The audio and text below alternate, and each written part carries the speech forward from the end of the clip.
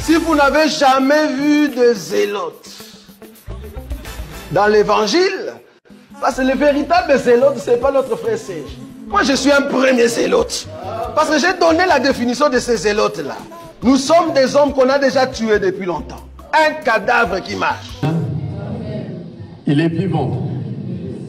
Ah, je ne vous écoute pas, il est vivant. Le ressuscité. Qui? Acclamons encore pour le Seigneur. Je suis dans la joie de revoir tout le monde. Le Seigneur nous a gardés, il nous a protégés durant toute la semaine. Et depuis le dimanche passé jusqu'à présent, le Seigneur nous a gardés conservés. Et surtout notre sœur Carmela, qui était au pays. Et je l'ai vu revenir. Il y a une chose est différente de ce que je le vois souvent dans l'église. Alléluia. Quelqu'un peut me dire ça? Amen. Il y a une chose qui est différente.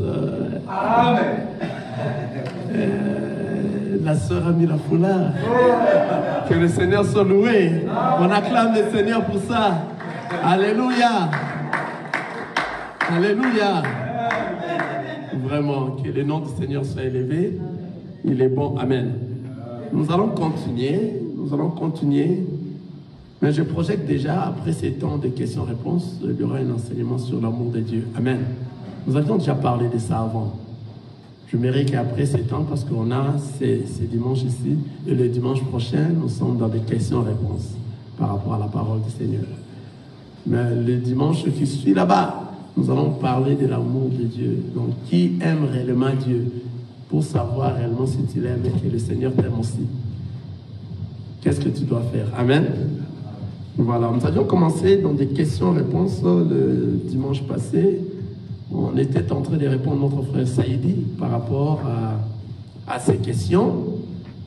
Aujourd'hui, nous continuons à des questions-réponses car on a fini un enseignement sur Jonas. C'est ainsi que nous avions laissé le temps pour poser des questions sur cet enseignement ainsi que sur toute autre question qui vous semble un peu différent et que vous avez entendu de la manière dont vous l'aviez entendu, vous n'avez pas bien compris et vous êtes dans cet endroit où vous pourrez poser votre question. Et nous avions épinglé que les hommes de Dieu ou bien les enfants de Dieu n'ont pas des vies privées. Alléluia. Si vous avez des questions sur l'homme de Dieu, vous pourrez poser aussi la question. Vous êtes libre, posez des questions car les enfants de Dieu n'ont pas de vie privée. Donc, non pas de ce que les gens disent qu'il a sali ma réputation. Alléluia. Car nous, notre corps est déjà mort depuis longtemps. Nous sommes des cadavres. On peut beau nous parler dessus, on peut beau nous injurier, nous insulter. Nous n'écoutons pas ces choses car le corps ici est déjà mort. Nous sommes renouvelés, une nouvelle créature en Jésus-Christ. C'est lui qui vit en nous, c'est lui qui nous dirige.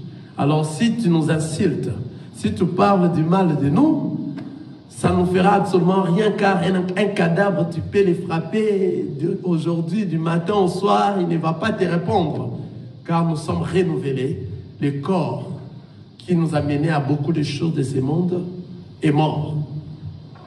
En présent, nous sommes de nouveaux, nous sommes renouvelés comme étant une nouvelle créature. Donc, c'est-à-dire, il n'y a pas de vie privée. De vie privée chez les enfants de Dieu, il n'y en a pas. De ma vie privée, de ma réputation sera salie. La réputation de cette chair ici qui va mourir, qui va pourrir. Alléluia. Tu peux beau la salir. Mais si moi je demeure à la crainte du Seigneur, c'est ce qui me vaut plus. C'est pour cela que cette sœur-là avait chanté le plus mieux, le plus important, c'est d'hériter le royaume des cieux. Donc tout ce qui est de cette terre est vanité. Vanité de vanité. J'avais affiché sur Facebook un homme qui avait beaucoup de richesses, qui ne voulait pas distribuer ces richesses, d'après l'histoire que nous avions entendue, à ceux qui ont publié cette affiche. Il ne voulait pas distribuer ses richesses, même pas de sa famille, même pas les gens de dehors. Il faisait tous ses tapages comme il voulait. Il avait tout ce qu'il pourrait avoir. Il avait des voitures, une très grande maison. Il avait tout. Et comme des fois nous savons que l'argent pareil vient souvent d'une main noire. C'est comme ça que cet homme aussi s'amusait avec son argent et il n'est donné à personne. Mais le jour de sa mort, sa famille a décidé de l'enterrer dans sa parcelle. Alléluia. On l'a enterré dans sa parcelle. Une très grande maison, c'était un villa, avec tout à l'intérieur. Rien de membres de la famille ont touché assez bien après son enterrement dans sa parcelle. Ils ont tout laissé. Alléluia. Et si vous voyez, vous partez dans mon Facebook, j'ai affiché sa parcelle, et tous les véhicules possibles, toutes les voitures possibles qu'il marchait avec, tout était laissé, et ça a pris des poussières, ça a pris des toits d'araignée, sa maison, sa chambre qui était très jolie, c'est resté comme ça. Personne n'est venu habiter. Ils ont fermé la clôture de cette maison, car lui ne partageait à personne. Il croyait avoir tout ce que le monde l'a donné, et c'est ce qui était son Dieu. Alléluia. Donc ils ont fermé sa parcelle à clé, et puis ça passait des années, on est venu voir, en tout cas, tout était en poussière. Alléluia. Si on avait un écran géant ici, j'allais vous le faire voir, mais partez dans mon Facebook, vous entrez, vous cherchez cette image, vous allez voir ça, car j'ai publié ça. Ils ont mis même son corps, quoi ça, ils ont enterré le cercueil dans sa parcelle, et il y avait des multitudes de voitures, et toutes ces voitures étaient neuves. Des choses de ce monde qui sont restées. J'ai même vu là où il faisait des réunions dans son bureau, une très grande salle comme ça, mais c'est un bureau d'une personne. Alléluia. Et sa photo était là, tout est resté comme ça, et tout était emballé de toits d'araignée, toute la maison, une très belle maison. Allez-y voir dans mon Facebook, vous allez voir ça. Amen. Tout cela veut dire que vanité de vanité, tout est vanité. Amen. Tout de ce monde n'est pas important. Laissez-moi m'introduire par là avant de commencer des questions-réponses. Tout de ce monde n'est pas important. Le plus important, c'est d'hériter les royaumes des cieux. Alléluia. Le plus important réellement, c'est d'hériter les royaumes des cieux. Alors, si vous voyez tout ça, c'est-à-dire, nous devons chercher ce qui est le plus important dans notre vie. Amen. Voilà, nous allons revenir dans des questions-réponses. Que nous étions en train de répondre notre frère Saïdi par rapport au Saint-Esprit. L'autre fois, nous avions dit, le Saint-Esprit habite dans nous, c'est ce qui nous dirige. Lorsque le Saint-Esprit est dans toi, c'est l'Esprit du Seigneur qui va diriger ta vie. C'est ainsi qu'on va t'appeler enfant de Dieu. C'est ainsi que tu es devenu chrétien. Parce que nous avions fait une différence à ceux qui se disent chrétiens, mais qui ne l'ont pas en fait. Mais nous acceptons parce que c'est toi-même qui t'es dit que je suis chrétien. Mais si nous suivons ta vie, est-ce que réellement l'Esprit du Seigneur, le Saint-Esprit de Dieu, vit dans toi? Est-ce que le Christ réellement est dans toi? Parce que si le Christ vit dans toi, l'homme intérieur change. Comme l'intérieur change, l'extérieur va suivre les échanges qui se font à l'intérieur. Et le monde verront réellement que tu n'es plus ce que tu étais avant, tu es devenu une personne renouvelée, une nouvelle personne. Parce que, à ce moment, tu as maintenant la sémence dans toi. Tout doit changer. Une femme enceinte, même si elle buvait beaucoup de l'eau, elle ne commence à plus boire beaucoup d'eau. Elle mangeait beaucoup, elle ne mange plus, elle commence à avoir de la nausée. Parce qu'il y a la sémence à l'intérieur. Alléluia. Avant de manger, elle commence à réclamer beaucoup de choses, de piments et autres. Donc, elle est devenue différente. Elle a changé. C'est ça la parole du Seigneur. Si ça entre dans toi, ça doit changer. Et si ça entre dans toi, ça doit demeurer dans toi éternellement. C'est le Saint-Esprit. Et lorsque ça demeure dans toi éternellement, c'est jusqu'au jour de l'enlèvement, car c'est cet esprit qui va commencer à te conduire. Et lorsqu'il te conduit, il te fait discerner le bien et le mal. Et toi, comment est-ce que tu peux tomber lorsque le Saint-Esprit est dans toi? Ça va te rappeler le bien et le mal à tout moment, à chaque instant. Même si tu veux tomber, tu étais déjà dans le point de tomber, il va te ramener pour te dire, toi tu es mon enfant. Tu dois marcher dans les biens, car c'est le Saint-Esprit de Dieu qui nous conduit. Mais ça conduit qui, en fait? Ça conduit que les enfants de Dieu. Le chrétien, celui qui se dit chrétien réellement, il a l'Esprit du Seigneur. On a donné des exemples la fois passée, des chrétiens qui se battent après les cultes. Alléluia. Ils étaient dans l'église et puis après le culte, ils sortent dehors, ils sont en train de se chamailler et puis se battre. Alors nous avions vu ça dans l'une des églises à Dieu-Sang ici. Alors ça nous a effrayés, on s'est dit, mais comment des chrétiens qui se battent comme ça? Des chrétiens qui font des choses du monde, qui chantent de musique du monde, qui dansent de musique du monde, qui font des choses pour satisfaire la chair. Et pourtant, lorsque tu es devenu un enfant de Dieu, la chair est morte. Alléluia.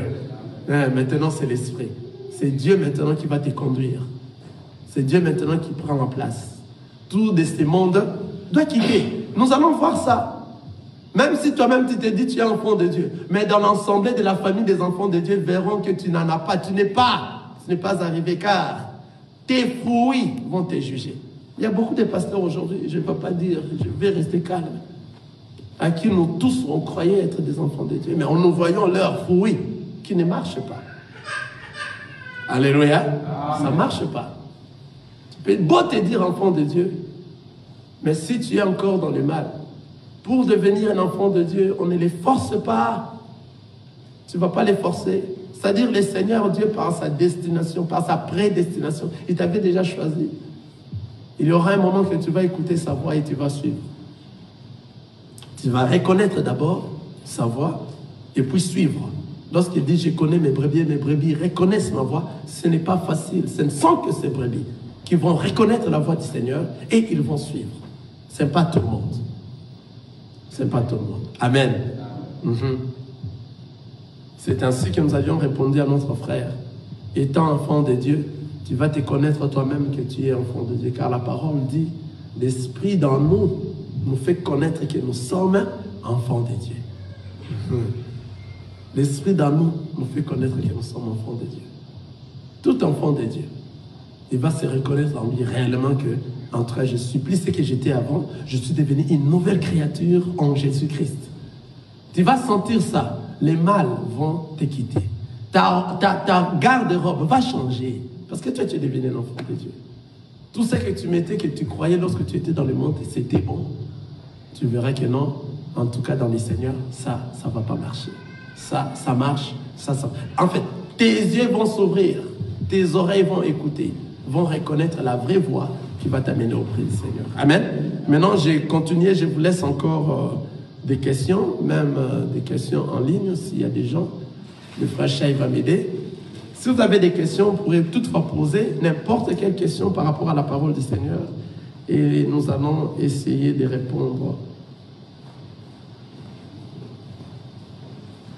Comme j'avais dit l'autre fois, si nous n'arrivons pas, nous avons nos frères là-bas, nos frères Paul, le Matthieu, nos frères qui nous ont précédés, qui se reposent à ces moments.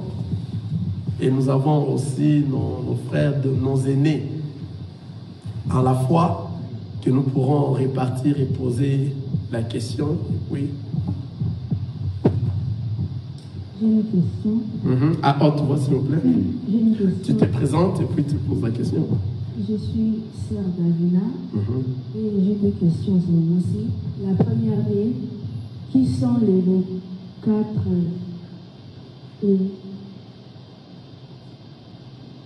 les 24 vieillards. Les 24 vieillards. Et est-ce que les 24 vieillards et les 4 êtres vivants sont déjà aux cieux? Ce sont mes deux questions. Très bien, très bonne question. Amen. Qui sont les 24 vieillards? Alléluia.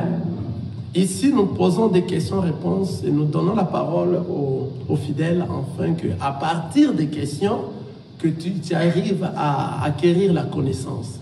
Car le Seigneur a dit, vous connaîtrez la vérité et la vérité fera quoi? Vous affranchira. Quelqu'un voit ça? Donc la vérité, en réalité, c'est ce que disait le Seigneur Jésus-Christ. La vérité, ce n'est pas que non, oui, il est là à la chambre, oui, je l'ai vu dans la chambre. Ce n'est pas ça la vérité. La vérité, c'est le Seigneur Jésus-Christ lui-même. Or, le Seigneur Jésus-Christ, c'est lui la parole. Il a dit, je suis le chemin, la vérité et la vie. Connaître la vérité, il faut avoir des questions et il faut avoir l'enseignement pour savoir la vérité. Je suis le chemin, la vérité et la vie. Donc, s'il dit, vous connaîtrez la vérité, c'est-à-dire vous connaîtrez ma parole. Or, pour connaître sa parole, il faut que tu sois enseigné de la parole du Seigneur. Il faut que tu aies des questions. Et c'est ainsi que toi, tu vas connaître sa parole. Tu auras la connaissance de la parole du Seigneur. Et il dit, vous connaîtrez la vérité et la vérité vous affranchira. C'est-à-dire, cette parole que vous connaîtrez va vous affranchir. L'affranchissement, c'est la liberté. Amen. Laisse-moi te dire, mon bien-aimé, ici sur la terre, on n'est pas encore libre. Nous serons affranchis, nous serons libres. Après l'enlèvement, c'est là où nous allons vivre une vie d'affranchissement, une vie éternelle. C'est là où nous serons libres. Ce n'est pas ici. Vous voyez ce que le Seigneur disait. Il disait des choses d'en haut. Il ne disait pas des choses d'en bas. Il dit, vous connaîtrez la vérité. C'est-à-dire, vous connaîtrez la parole. Tout enfant de Dieu qui est venu du ciel, avant de retourner au ciel, il doit connaître d'abord la vérité, la parole de Dieu. Car c'est cette vérité-là, c'est cette parole qui va l'affranchir. Après avoir connu, tu auras la liberté qui est la vie éternelle. Quelqu'un voit ça? J'ai loué le Seigneur pour la question de notre sœur Davina. Elle a demandé la première question. Qui sont les 24 vieillards? Alléluia. Amen. Et elle a demandé, est-ce que les 24 vieillards et les 4 êtres vivants sont déjà dans les cieux? Alléluia. Amen. Alléluia. Amen. Nous acclamons le Seigneur pour cette question.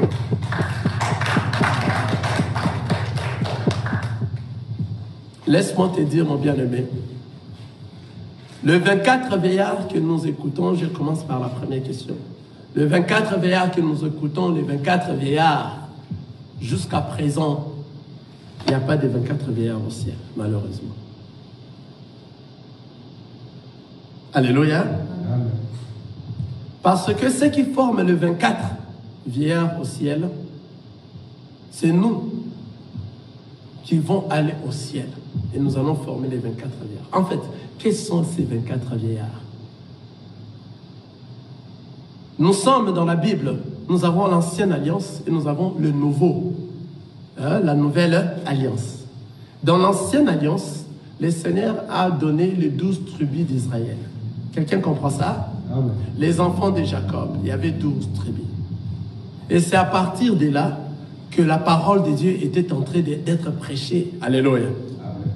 Maintenant, au temps des apôtres, le Seigneur Jésus-Christ, lorsqu'il est venu, il a aussi choisi 12 apôtres dans les temps actuels. Parce que sa question qu'il a posée, c'est un enseignement que nous allons revenir sur le 24 vieillards. Ici, je suis en train de palper seulement pour que vous compreniez par rapport à sa question. C'est-à-dire, nous avons connu 12 tribus d'Israël, donc 12 fils de Jacob, et dans la nouvelle alliance, on a connu les 12 apôtres. Si nous ensemblons les deux, ça fait 24. Alléluia. Dans les 12 de ce côté et les 12 de côté. C'est-à-dire dans la loi et dans les témoignages. Les témoignages, c'est ça les temps que nous sommes. Les temps que le Seigneur Jésus-Christ est venu prêcher, et il a choisi 12. Ce n'était pas au hasard. Il a choisi 12 apôtres pour enseigner la parole du Seigneur. Dans la parole qui s'enseignait avant, dans les temps de la loi, il y avait 12 enfants d'Israël, les 12 tribus d'Israël, les 12 enfants de Jacob qui ont enseigné la parole du Seigneur. Cette parole-là, ceux qui ont reçu cette parole, qui sont maintenant enterrés, dormis, nos frères qui ont reçu la parole du Seigneur, endormis aujourd'hui, nous avons encore vu le Seigneur Jésus-Christ venir pour choisir les 12 qui vont enseigner la parole de Dieu dans les temps de la grâce. C'est nous. Alléluia. Amen. Maintenant, l'assemblage de ceux qui ont écouté la parole du Seigneur et l'ont respecté de l'ancienne alliance et de nouvelle alliance, c'est ceux qui forment les 24 vieillards du ciel. Quelqu'un comprend ça? Ce n'est pas par rapport au chiffre des 24 de personnes comme ça. C'est par rapport à l'enseignement qui a été enseigné des 12 apôtres dans l'ancienne alliance et des 12 fils de Joseph, de Jacob dans l'ancienne alliance et des 12 apôtres dans la nouvelle alliance. Vous voyez? Cet enseignement-là, tous ceux qui l'ont reçu et mis en pratique l'enseignement de cette parole, c'est nous qui doivent monter nous serons montés et nous allons encercler les seigneurs. Lorsque je vais parler de cet enseignement sur les 24 vieillards, je demanderai que quelqu'un soit là qui est ici aujourd'hui. Nous allons entrer en profondeur pour démontrer cela dans des versets bibliques. Comment est-ce que nous avions encerclé le Seigneur Jésus-Christ et nous chantons pour lui, nous étions à côté de lui. Nous serons à côté de lui dans sa gloire. C'est nous qui formons les 12, les 24 vieillards. Donc, c'est-à-dire, nous sommes des enfants de Dieu. Tout enfant de Dieu qui a reçu le Christ comme Seigneur et Sauveur, c'est un vieillard. C'est un vieillard. Car il garde l'enseignement et il met en pratique le jour de l'enlèvement. Il sera enlevé. C'est ainsi que le 12 de tous les dés de l'ancienne alliance, de l'enseignement de l'ancienne alliance, l'enseignement de nouvelle alliance va former les 12 et les 24 vieillards. Qui serons-nous? C'est l'enseignement. Nous allons être dans les cieux et nous allons glorifier le Seigneur ensemble. Parce que ce qu'avait vu Jean-Baptiste, l'apôtre Jean, c'était une vision. Maintenant, une vision, il faut comprendre de quoi est-ce que la vision est en train de parler. Par rapport à la révélation, tu sauras c'est quoi une vision. Maintenant, lorsqu'il a parlé des 4 êtres vivants, les 4 autres vivants représentent le Seigneur Dieu lui-même. Alléluia. Amen. Il a 4 facettes. Alléluia. Amen. Il représente le Seigneur Dieu lui-même. Dieu lui-même a 4 facettes. Donc, il se manifeste comme un lion. Alléluia. Comme un aigle, comme un homme, et puis comme un bœuf. C'est ça, non? Comme un veau. Il se manifeste en 4 facettes. C'est lui-même, le Seigneur Jésus-Christ. Le Dieu le Tout-Puissant, qui vit au siècle des siècles. Maintenant, en venant sur la terre, il doit prendre des formes. Alléluia. C'est pour cela qu'il a pris toutes ces formes. Dans l'ancienne alliance, il s'est manifesté comme un lion. Donc, c'est-à-dire, tu fais ceci, le Seigneur directement te frappe parce qu'il était en colère. Amen. Amen. Tu fais cela, il agit directement. Dans l'ancienne alliance. On l'a appelé le lion de la tribu de Juda. Car dans le livre d'Apocalypse, il y a un endroit que on est en train de voir les lions, on est en train de dire les lions, mais nous voyons l'agneau qui sort, qui est assis. Dans la nouvelle alliance, c'est l'agneau maintenant qui va combattre pour nous, qui est venu comme un agneau, le véritable Dieu qui était le lion, qui va venir comme un agneau, qui va mourir sur la croix afin que nous puissions avoir la vie. Vous voyez? Donc, il a 4 facettes. C'est lui-même qui représente les 4 vieillards, les 4 êtres vivants. C'est le Seigneur Jésus-Christ. C'est pour cela qu'il s'est intercarcélé dans la parole de Dieu. Dans la nouvelle alliance, nous avions 4 évangiles. Tous ces 4 évangiles, il y a des particularités des lions, de l'aigle, de l'homme, ainsi que des bœufs. Vous comprenez?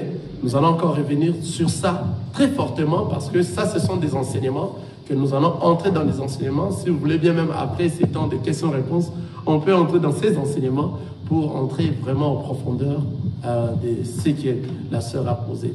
Vous avez compris, sœur Davina? Donc, s'il est dans le ciel, le Seigneur Dieu, le Tout-Puissant, le Roi des Rois, il règne dans le ciel. Il est là. Voilà la question.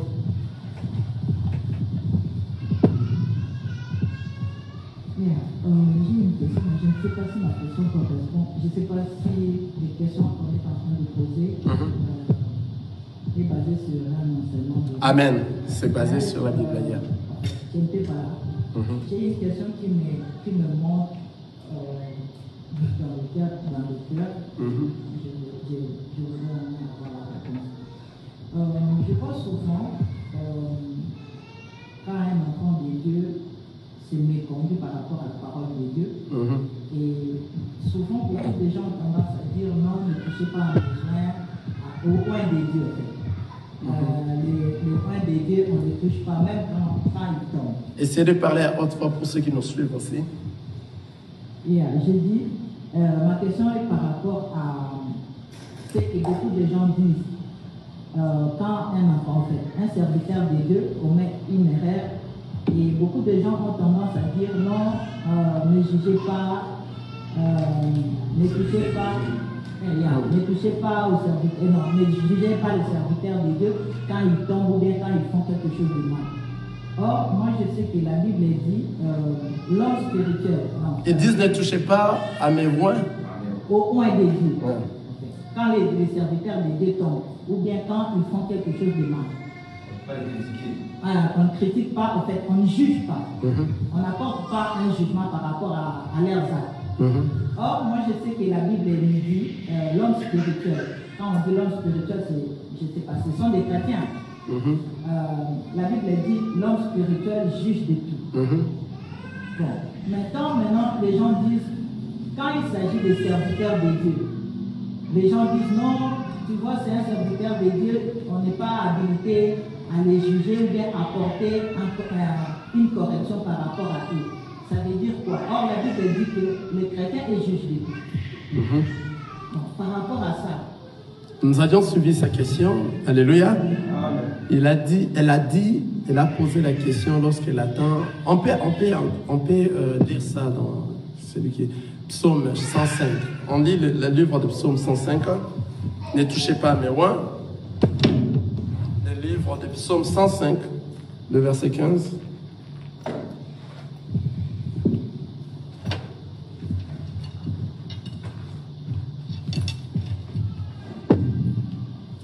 Psaume 105, le frère Chef va nous aider rapidement.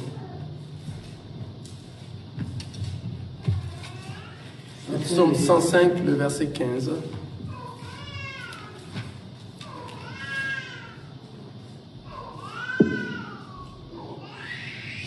Psaume 105. 105, yes. 105, le verset 15. Attendez, j'espère que je suis là déjà. Amen. Amen. Je suis là déjà. La parole nous dit, ne touchez pas à mes oins et ne faites pas de mal à mes prophètes. Je vais remonter un peu dans cette parole. Alléluia. Un peu plus loin parce que nous avions lu le psaume 105, le verset 15. Je vais revoir un peu dans le 12 qu'est-ce qui est arrivé, qu'on puisse arriver à dire ça. Amen. Voilà, c'est comme ça que nous apprenons la parole de Dieu. Alléluia. Je monte un peu à 13. Et il allait d'une nation à l'autre et d'un royaume vers un autre peuple. Mais il n'est permis à personne de les opprimer. Et il châtia des rois à cause d'eux. Ne touchez pas à mes oins et ne faites pas de mal à mes prophètes. Ici, on voit directement qu'on est en train de parler des enfants d'Israël qui marchaient à la crainte de la parole du Seigneur. Et le Seigneur a interdit aux gens de ne pas toucher à mes oins. Donc, c'est-à-dire, tout enfant, on commence par qui est oint. C'est ça, non? Qui réellement est oint. Donc, celui qui est oint, vous avez une question? Je vais les rejoindre dans sa question. Parce que vous voyez votre prédication sur les gens qui se disent que je suis chrétien. On ne les juge pas, c'est lui-même a dit que je suis chrétien. Comme il est notre frère, nous pouvons le juger. Et parfois, nous jugeons certains hommes de Dieu, on critique leurs faits, leurs chansons. Et je pense qu'elle rejoint cette pensée-là. C'est bon, je vais y arriver. C'est ce qu'il est en train de compléter, n'est-ce pas? Les hommes, ce que j'ai suivi, la sœur a posé comme question, elle a dit, les chrétiens peuvent connaître, faire de fidèles, peuvent faire de bêtises, on ne dit rien, mais si un homme de Dieu commet une bêtise, on dit, il ne faut pas toucher à mes oins, car ceux-là, on ne leur juge pas, ce sont des hommes spirituels, et l'homme spirituel juge de tout. Même s'ils commettent de bêtises, attention, il ne faut pas toucher. C'est ça, non? C'est ça, j'espère. Voilà, c'est ça que je suis en train de répondre. Et je vais revenir pour englober par rapport au jugement aussi. Ça va, non?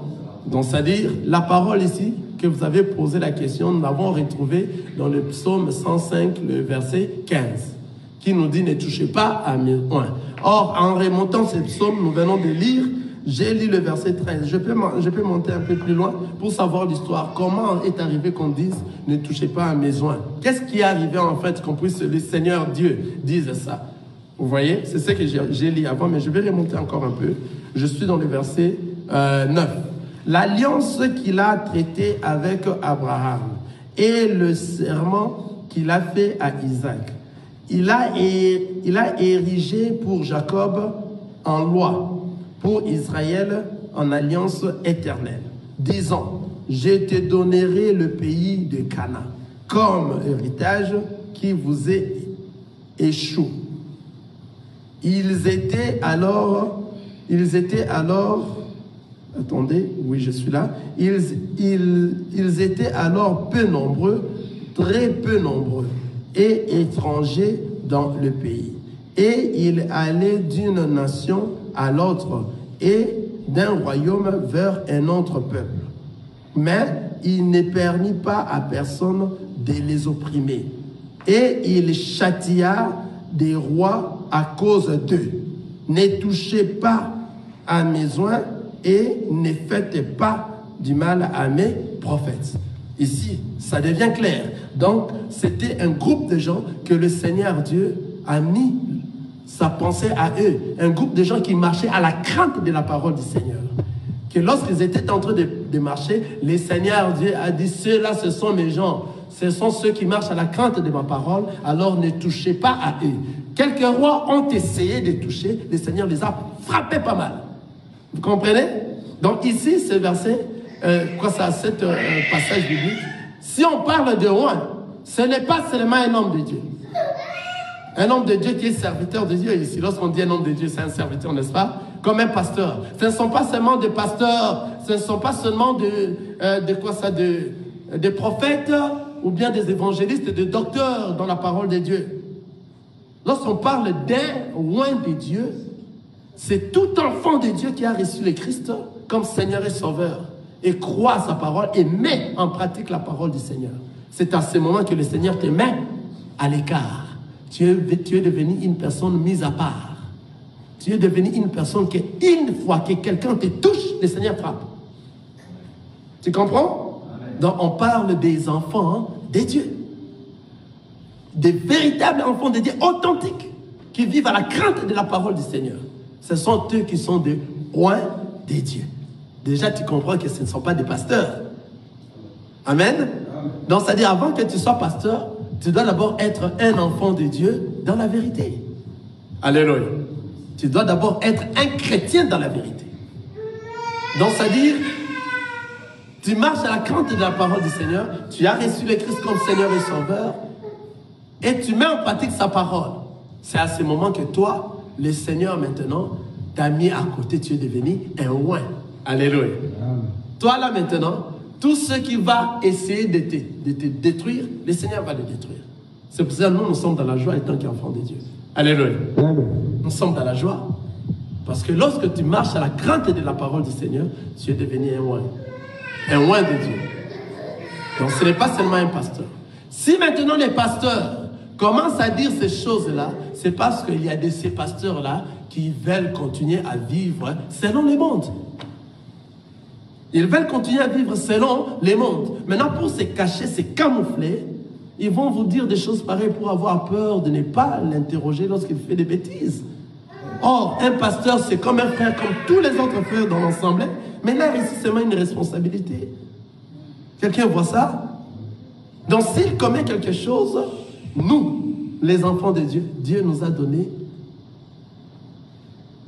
l'ordonnance de juger. Alléluia. Amen. Il y a des versets bibliques que nous allons palper peut-être. Donc nous devons juger. Dieu nous a dit de juger. On a parlé déjà de ça ici. Matthieu chapitre 7, verset 7. Regardez, comme le Seigneur avait dit, et quelle est cette recommandation que le Seigneur nous a donnée. Matthieu chapitre 7. Là où on a écrit « ne jugez point », c'est ce que les gens disent souvent.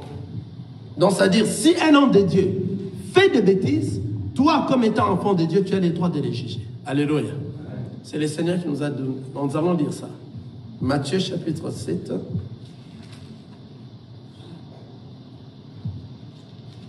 Là où on a écrit « ne jugez point », je veux que quelqu'un me le voie rapidement. Matthieu 7, du premier verset. Matthieu chapitre 7, du premier verset. Lisez petit à petit, nous allons analyser cela rapidement, car ce sont des choses que nous avions déjà parlé. Ne jugez point, afin que ne soyez point jugés, car on vous mesurera du jugement dont vous jugez, et l'on vous mesurera avec la mesure dont vous mesurez. Amen. Reste un peu là. Qui dit ici? Qui parle? C'est le Seigneur Jésus-Christ lui-même. Il dit, ne jugez point, afin que vous ne soyez point jugés, car on vous jugera du jugement dont vous jugez, et l'on vous mesurera avec la mesure dont vous mesurez. Amen. Là, c'est la parole de notre Seigneur Jésus-Christ, que les gens restent bornés seulement à ces seuls premiers versets. Or, l'idée de notre Seigneur Jésus-Christ ne s'est pas limitée là-bas. Non, il était en train de parler du premier verset jusqu'au 5e verset. Alléluia. Amen. Regardez son idée. Il poursuit son idée. Il dit, pourquoi vois-tu la paille qui est dans l'œil de ton frère et n'aperçois-tu pas la poutre qui est dans ton œil? Ou comment peux-tu dire à ton frère, laisse-moi ôter une paille de ton œil, toi qui as une poutre dans ton œil? Des gens pareils, le Seigneur les a appelés dans le verset 5. Il dit, hypocrite. Alléluia. Amen. Le Seigneur a dit, comment peux-tu enlever la paille? La paille, c'est une petite herbe qui est trop petite dans l'œil de l'autre. Autrement dit, comment juger une personne qui est en train, par exemple, de passer dans la boîte, de passer dans la masturbation, de passer dans l'impudicité, de passer dans l'adultère, de passer dans la fornication? Si toi-même, tu le fais plus que lui. Quelqu'un a compris ça? C'est ça que le Seigneur Jésus est en train de dire. Comment enlever la paille qui est dans l'œil de ton frère? Si dans ton œil, il y a la poutre. La poutre, c'est un morceau de bois. Mais toi, tu veux chercher à enlever la paille. Comment cela? C'est ça, juger. C'est pour cela dit, ne jugez point, afin que vous ne soyez point jugés. Comment faire cela si toi-même, tu as beaucoup plus de choses, plus que ce que toi tu veux faire? C'est pour cela qu'il a appelé de telles personnes des hypocrites. Et moi aussi j'ai dit hypocrite. Quelqu'un voit ça? Mais le Seigneur a continué. Regardez le verset 5. Il dit hypocrite. Il dit, ôte premièrement la poutre de ton œil, et alors tu verras comment ôter la paille de l'œil de ton frère. Le Seigneur a appelé ces gens-là des hypocrites. Mais qu'est-ce qu'il les a dit? Il a dit, toi, tu dois d'abord commencer à ôter la poutre qui est dans ton œil. Après avoir ôté la poutre qui est dans ton œil, c'est ainsi que toi, tu iras maintenant ôter la paille qui est dans l'œil de ton frère. Quelqu'un a vu ça? Ça devient maintenant clair. C'est-à-dire, le Seigneur maintenant a dit, avant que tu juges quelqu'un, toi, la personne qui a la paille, toi-même commence d'abord à enlever quoi? La poutre qui est dans ton œil. C'est-à-dire, toi d'abord commence à devenir un véritable enfant de Dieu dans le Seigneur. Ici, le Seigneur n'a pas empêché de juger. Hein? Quelqu'un voit ça? Il n'a pas empêché de juger. Il a dit, tu es hypocrite lorsque tu juges une personne qui a la paille dans son œil et que toi, tu as la poutre dans toi, tu viens le juger. Tu es un hypocrite. Mais il t'a maintenant donné la formule. Alléluia. Il t'a maintenant donné la formule, comment tu dois le faire. Pour que tu juges une autre personne qui a la paille. Il a dit, commence par enlever la poutre qui est dans toi. Donc toi, commence à recevoir le Christ comme Seigneur et Sauveur dans ta vie. Commence à devenir un enfant de Dieu authentique. Un véritable enfant de Dieu qui vit le Christ. Qui le Christ dirige sa vie. À qui le Saint-Esprit vit en lui. Et tout ce qu'il fait, il discerne le bien et le mal. C'est à ce moment-là maintenant que lorsque tu es devenu un enfant de Dieu, le Seigneur a dit, c'est alors que tu iras maintenant enlever la poutre. Alléluia. Autrement dit, c'est alors que tu iras maintenant juger l'autre qui a maintenant la poutre, parce que toi, qui a maintenant la paille, parce que toi, tu as déjà enlevé la poutre qui était dans toi. Tu es devenu une personne mise à part. Tu es devenu un oint de Dieu. C'est ainsi maintenant, le Seigneur a dit, c'est alors, je vais le relire, et alors, tu verras comment ôter la paille de l'œil de ton frère. C'est ainsi maintenant le Seigneur t'a recommandé, après avoir enlevé la poutre qui est dans ton œil, maintenant tu as le droit d'aller maintenant enlever la paille qui est dans l'œil de ton frère. Si maintenant toi qui as déjà enlevé la poutre, tu ne veux pas aller enlever la paille qui est dans l'œil de ton frère, tu as péché maintenant parce que le Seigneur t'a dit, si toi tu enlèves la poutre dans toi, regarde maintenant ceux qui ont des pailles dans leurs yeux pour enlever leurs pailles. Si tu ne fais pas ça, tu ne fais pas le travail de Dieu. Donc toi tu es en train de pécher. Car toi, tu es appelé à enlever ta poutre et puis aller aussi enlever la paille dans l'œil de ton frère. Donc ça dit, pour maintenant venir enlever la paille de l'œil de ton frère, c'est ce que nous appelons jugement maintenant ici. Amen. Donc le Seigneur n'a pas interdit de juger. Avant de juger, il faut que toi-même tu deviennes un enfant de Dieu dans la vérité. C'est ainsi maintenant tu es devenu, comme avait dit la sœur, hein, tu es devenu spirituel et tu peux juger de tout. Alléluia.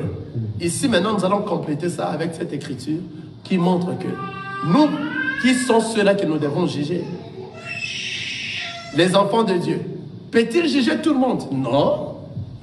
Qu'est-ce que dit la Bible? 1 Corinthiens chapitre 5. 1 Corinthiens chapitre 5.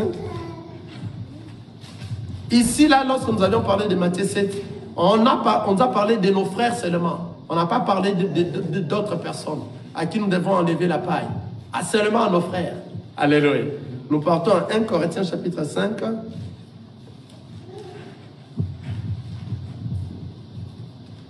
Nous commençons à lire dans le verset 11.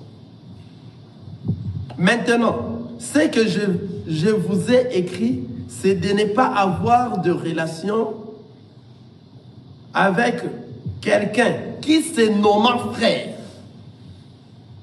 et impudique ou cupide ou idolâtre ou outragé ou ivrogne ou ravisseur, de ne pas même manger avec un tel homme. Je reprends ça.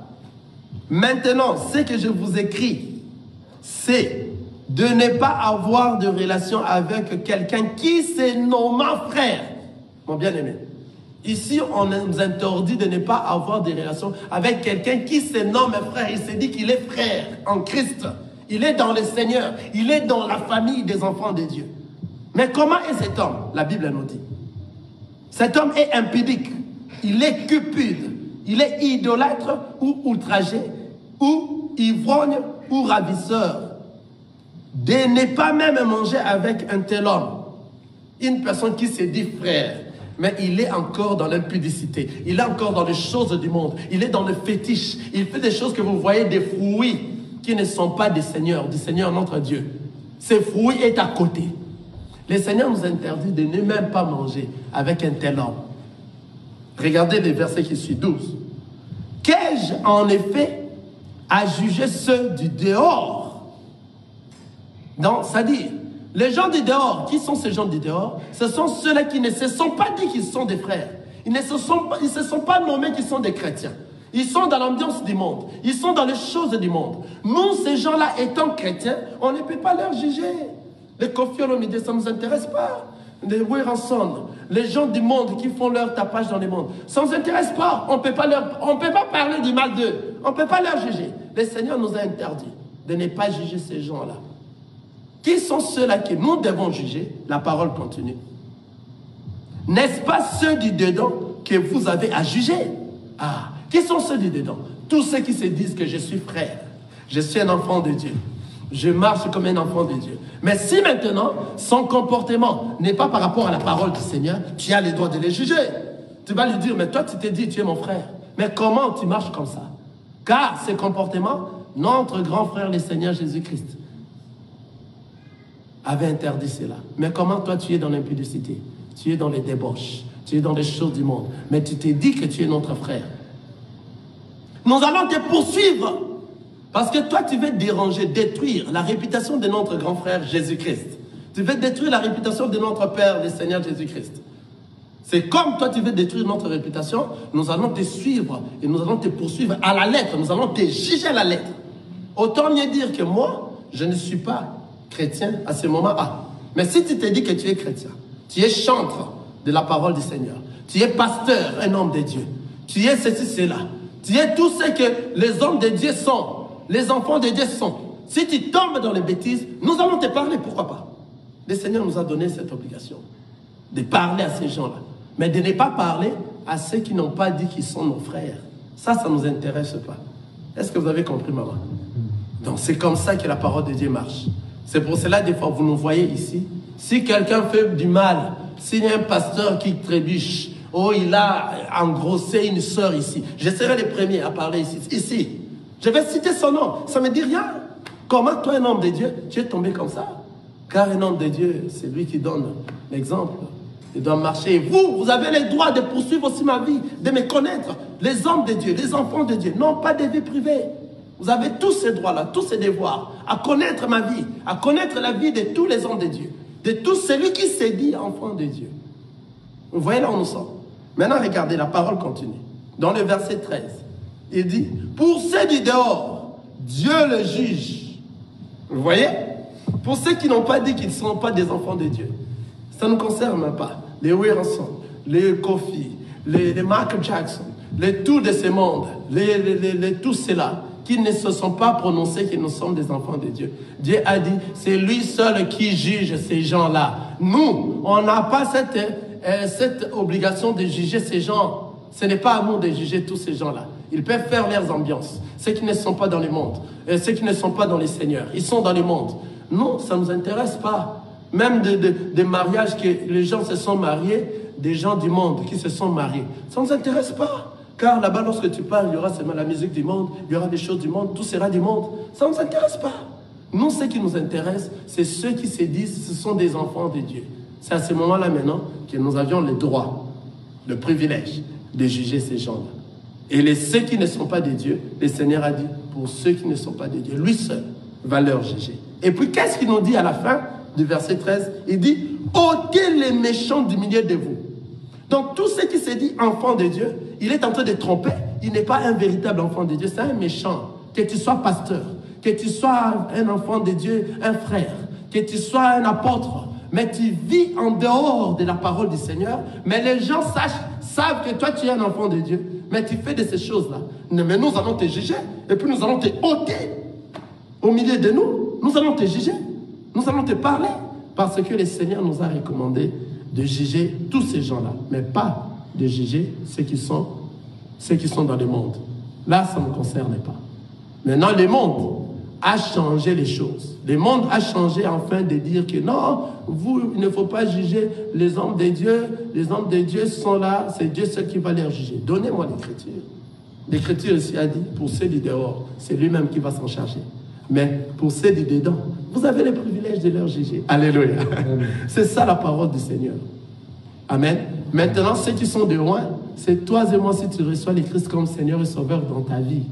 Maintenant, ces pasteurs-là, comme ils font des mauvaises choses, car la Bible nous dit, si vous voyez ce qu'ils font dans les secrets, ça va vous étonner. Ces gens-là, pour se camoufler, ils donnent la peur à leurs fidèles. Ne touchez pas à mes rois. Attention, ne dis pas du mal à tes serviteurs. Il se croit que c'est lui-même qui est loin. Qui l'a dit qu'il est loin? Il est dans la masturbation, il est dans l'impudicité, on l'attrape avec des filles, il a engrossé des sœurs dans l'église. Tu n'es pas un loin, tu n'es pas un enfant de Dieu. Vous voyez? Ils se camouflent, afin que lorsqu'ils sont en train de faire des bêtises, que personne ne leur dise des choses. Alléluia. Mais nous, parce qu'on a la connaissance de la parole du Seigneur, tu fais des bêtises, on te juge. De même que nous aussi. Je serai dans la joie, merci. Je serai dans la joie si nous sommes dans l'erreur et que vous avez constaté quelque chose du mal dans moi. Venez me dire cela, ça va m'aider. C'est ça les enfants de Dieu.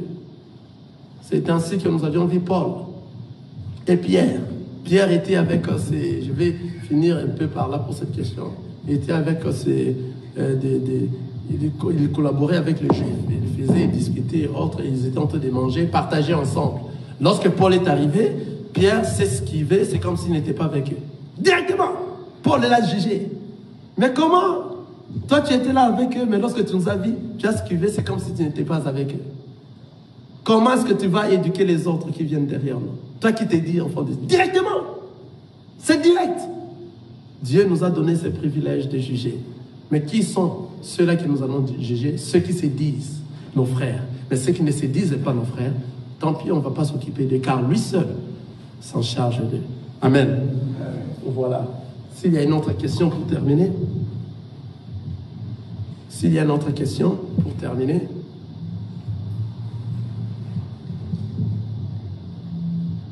S'il y a une autre question, tu as une question?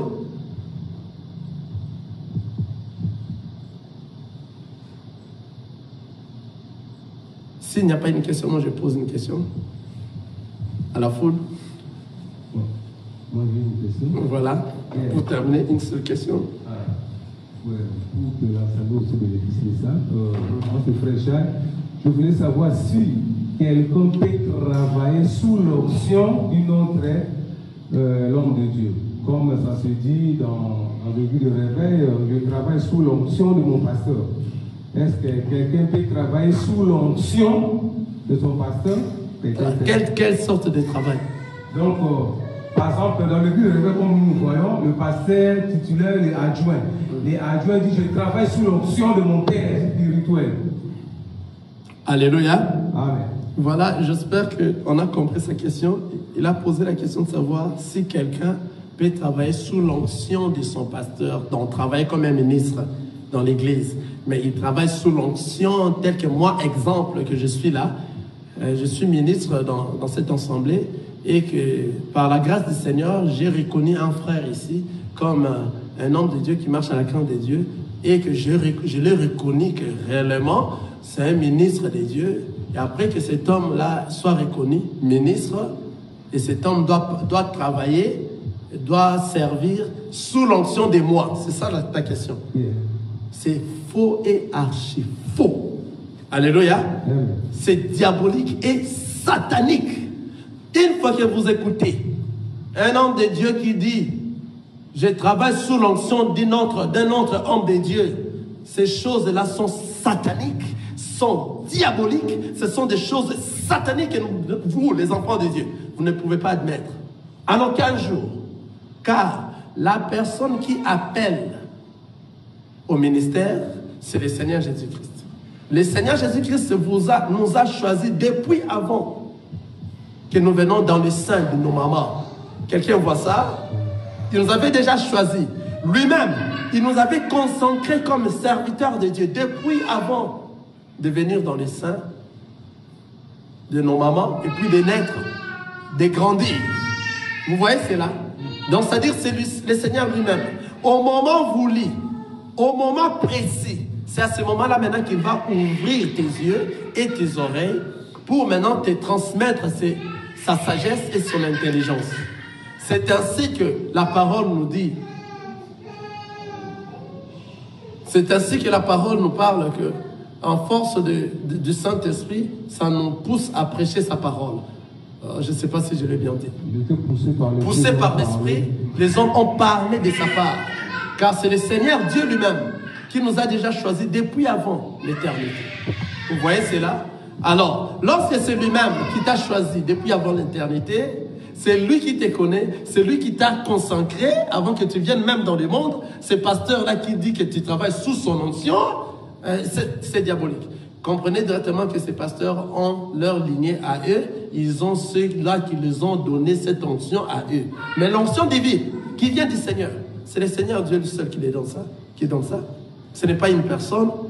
C'est ainsi qu'après cela, au moment où le Seigneur va vous soulever et poussé par l'Esprit, tu vas parler de sa part. Lorsque tu commenceras à parler de sa part et que tu es dans un assemblée, les ministres vont reconnaître la grâce que le Seigneur a mis dans toi, que le Seigneur t'avait déjà consacré depuis que tu viens sur la terre. Même si nous couvrons cette grâce, ça va. Le flamme de cette grâce, ça va détruire la table pour que les gens voient réellement que celui-là, c'est un enfant de Dieu. Celui-là, c'est un ministre du Seigneur. Alors, lorsque nous reconnaissons cette grâce, ce n'est pas à moi que tu dois travailler sous mon onction. Tu travailles par la grâce que le Seigneur t'a choisi depuis la création du monde, avant même la création. Il t'avait déjà consacré pour que tu viennes faire son service au milieu de son peuple. Donc, ce n'est pas une personne. Toutes ces choses-là, ce sont des aberrations. Ce sont des choses sataniques. Ils ont pris des choses dans des fétiches, dans des sciences occultes, et puis ils ont ramené ça à l'église. Enfin que, lorsque tu travailles sous mon onction, tu vois maintenant, il est prophète. Aujourd'hui, il y a beaucoup de prophètes de Baal. Hein? Laissez-moi faire entre parenthèses par là avant de finir. Il y a beaucoup de prophètes de Baal Tous ceux qui étaient des féticheurs à l'époque, ils étaient des voyants à l'époque, ils ont mis des costumes, aujourd'hui ils sont dans des télés, ils font des prophéties, donc des prophéties terribles. Et tout cela, nous comprenons que nous sommes dans la fin du temps de la grâce. Car c'est Dieu qui a dit tout ça. Nombreux viendront sous mon nom pour avoir de l'argent. Et nous sommes en train de voir. Chacune des télévisions maintenant, il y a des prophètes qui font des miracles. Au lieu que les gens partent, comme les gens des païens partaient avant voir le marabout, partaient avant voir le féticheur, ils commencent à venir dans le plateau de la télé avec ces prophètes des Baals qui vont leur exposer leurs problèmes. Et si tu as aussi un problème, ils te parlent aussi de ces problèmes. Ils voient tout. Cela ne nous fait pas craindre, nous les enfants de Dieu, parce que nous savons que le Seigneur Dieu, lorsque les apôtres sont venus, le Seigneur Jésus-Christ, lorsque les apôtres sont revenus en lui, ils ont dit, regardez, nous avions fait des miracles. Les gens ont écouté, les aveugles ont vu, les boiteux ont marché, les morts sont ressuscités à cause de ton nom. Jésus n'était pas, ils croyaient voir que Jésus se réjouisse de leurs paroles. Mais Jésus n'était pas dans la joie parce qu'on les a dit ainsi. Jésus les a dit, réjouissez-vous plutôt parce que votre nom est inscrit, est écrit dans le livre de la vie. C'est-à-dire, pourquoi Jésus n'était pas content? Pourquoi? Parce que tous ces gens-là, toutes ces choses-là, ces miracles, il sait que le diable aussi fait ces miracles. Satan fait tous ces miracles. Alors ne soyez pas étonnés lorsque vous voyez ces choses-là. Et puis ne vous laissez pas aller dans ces prophètes de Baal pour montrer vos problèmes, pour exposer vos problèmes. Il va vous donner quelque chose à ce moment-là pendant un moment, et pendant une année, 2 ans, et après il vous a tout ravi. Alléluia. Et tu vas aller en enfer. Vous comprenez? Donc il faut être prudent devant ces gens-là. Car il y a une très grande différence entre Satan et Dieu. Alléluia. Le Seigneur Jésus-Christ, je termine par ici, retiens bien ça. Non, je termine déjà. Retiens bien ça. Le Seigneur Jésus-Christ, Dieu, et le diable, Satan. Satan peut faire tout ce que Dieu fait. Écoutez-moi très bien. Satan peut faire toutes sortes de miracles que Dieu peut faire. Mais il y a une chose seulement qui leur différencie. Ces choses-là qui différencient le diable Satan, que Satan ne peut pas avoir. Que Satan ne peut pas avoir. Donc tout ce que Satan peut avoir, tout ce que Satan peut faire, tout ce que Dieu peut faire, Satan le fait aussi. Mais il y a quelque chose que le diable, Satan n'en a pas. Satan n'a pas l'amour. Je t'ai dit mon frère, Satan n'a pas l'amour. Mais le Seigneur Jésus-Christ, notre Dieu, plein d'amour. Amen, amen. Vous voyez la différence? Satan n'a pas la joie. Si tu viens auprès de Satan, il va te donner une courte joie. Il t'aime. Il a besoin de toi. Amen. Il va te tuer. Amen. Il te donne une courte joie. Amen. Satan n'a pas de joie. Il y a l'amour que Satan n'a pas. La joie, Satan n'a pas. Et quoi encore? La paix, Satan n'a pas. La chose, toutes ces 3 choses-là, l'amour, la joie, la paix, c'est réservé à Dieu. C'est ce qui différencie Dieu. Mais toutes les sortes de miracles que vous allez voir, ne vous effrayez pas parce qu'on fait des miracles là-bas, allons-y. Vous allez aller s'introduire dans les trous. On cherche le Seigneur par rapport à la parole authentique, par la parole qui va changer l'homme intérieur, la vraie parole qui va te changer, qui va te ramener dans les droits chemins pour retourner au ciel. C'est cette parole qui va changer l'homme intérieur dans toi et tu vas devenir une nouvelle créature en Jésus-Christ. C'est la parole, car la parole, c'est le nom de notre Seigneur Jésus-Christ. Jésus-Christ, son nom, c'est la parole de Dieu. Au commencement était la parole était avec Dieu. La parole était Dieu. Rien de ce qui a été fait n'a été fait sans lui, sans elle, sans la parole. C'est le Seigneur Jésus-Christ. C'est le véritable Dieu. Amen. Ne vous laissez pas emporter de tout vent possible de ces temps ici. Que le Seigneur vous bénisse. Amen. Merci, notre Dieu. Nazakomata ngai, nazakomata ngai, nga nazakomata.